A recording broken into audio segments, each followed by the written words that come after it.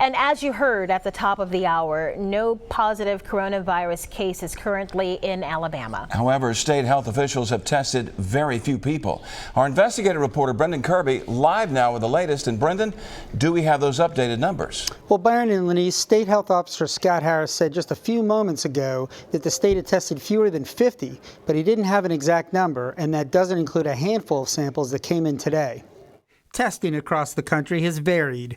Florida, for instance, reports conducting 478 tests, with 30 positives, 301 negatives, and another 147 still pending.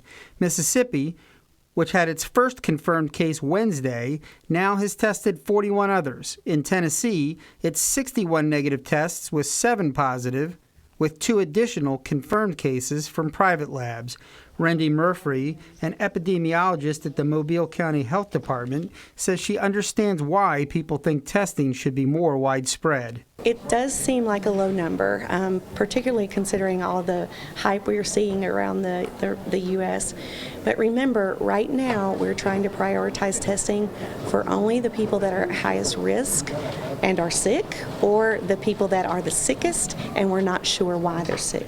Test kits remain in short supply, and Murphy says states are following the same guidelines, limiting tests to people who are experiencing symptoms of the virus and who have traveled recently to an area with a high number of infections.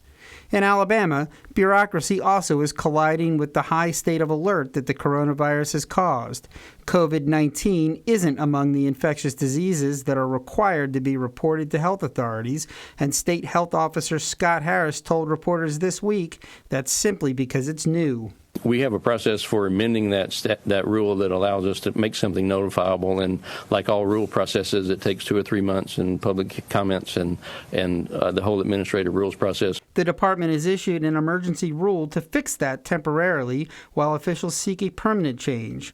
Murphy acknowledges the absence of confirmed cases doesn't guarantee that the virus isn't already here. It's likely, and perhaps we're not detecting it because we're not able to test everyone. But we have a good public health system and a public health response in place. It was the public health system that identified the first cases in Washington and in California.